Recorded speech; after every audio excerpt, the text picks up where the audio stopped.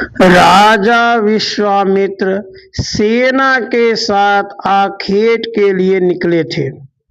One में घूमते हुए वे महर्षि वशिष्ठ के आश्रम के समीप पहुंच गए। महर्षि ने उनका आतिथ्य किया।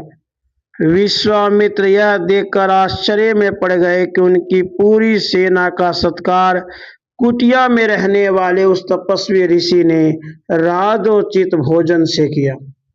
जब उन्हें पता लगा कि नंदिनी गऊ के प्रभाव से ही वशिष्ठ जी यह सब कर सके हैं, तो उन्होंने ऋषि से वह गऊ मांगी। किसी प्रकार से किसी भी मूल्य पर ऋषि ने गऊ देना आराम नहीं किया, तो विश्वामित्र बलपूर्वक उसे छीन कर ले जाने लगे।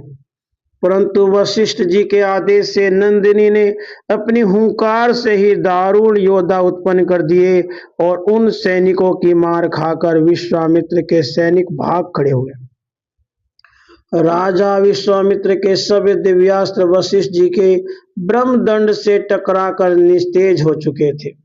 विश्वामित्र ने कठोर तप करके और दिव्यास्त्र प्राप्त किए, किंतु वशिष्ठ जी के ब्रह्मदंड ने उन्हें भी व्यर्थ कर दिया।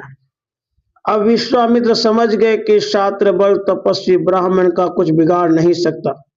उन्होंने स्वयं ब्राह्मणत्व प्राप्त करने का निश्चय करके तपस्या प्रारंभ कर दी। सैकड़ों वर्षों के उग्र तप के पश्चात ब्रह्मा जी ने प्रसन्न होकर दर्शन भी दिया, तो कह दिया, वशिष्ठ आपको ब्रह्मर्षि मान लें तो आप ब्राह्मण हो जाएंगे।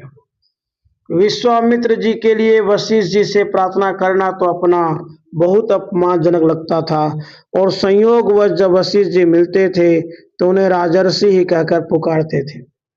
इससे विश्वामित्र का क्रोध बढ़ता जाता था। वे वशिष्ठ जी के घोर शत्रु हो गए थे। एक राक्षस को प्रेरित करके उन्होंने वशिष्ठ जी के 100 पुत्र मरवा डाले। स्वयं भी वशिष्ठ को अपमानित करने, नीचा दिखाने तथा उन्हें हानि पहुंचाने का अवसर ही ढूंढते रहते थे। मैं नवीन सृष्टि करके उसका ब्रह्मा बनूंगा। अपने उद्देश्य में सफल होकर विश्वामित्र जी अद्भुत हट पर उतर आए। अपने तपोबल से उन्होंने सचमुच नवीन सृष्टि करनी प्रारंभ की। नवीन अन्न, नवीन तृण तरु, नवीन पशुएं बनाते चले जाते थे। अंत में ब्रह्मा जी ने उन्हें आकर रोक दिया। उन्हें आश्वासन दिया कि उनके बनाए पदार्थ और प्राणी ब्राह्मी सृष्टि के प्राणियों के समान ही संसार में रहेंगे। कोई उपाय सफल होते न देखकर विश्वामित्र ने वशिष्ठ जी को ही मार डालने का निश्चय किया। सम्मुख जाकर अनेक बार वे पराजित हो चुके थे। अतः अस्त्र शस्त्र से सज्जित होकर रात्रि में छिपकर वशिष्ठ जी के आश्रम पे पहुंचे। गुप्त रूप से वे वशिष्ठ का वध करने के लिए उनके अनजान में करना चाहते थे। चांदनी रात थी। कुटी से बाहर वेदी पर महर्षि वशिष्ठ अपने पत्नी के साथ बैठे थे। अवसर की प्रतीक्षा में विश्वामित्र पास ही वृक्षों की ओट में छिपे रहे। उस समय अरुंधति ने कहा, कैसी निर्मल ज्योत्सना छिटकी है।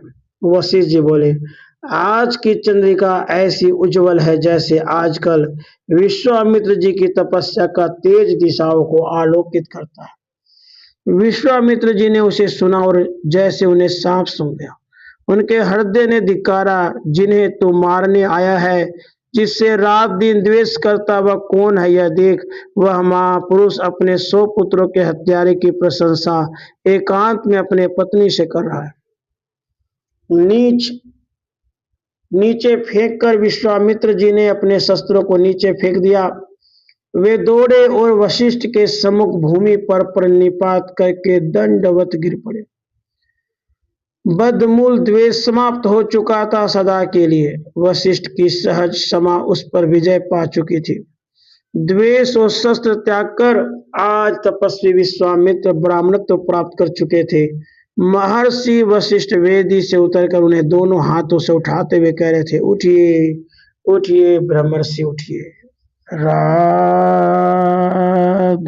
कृष्ण। राम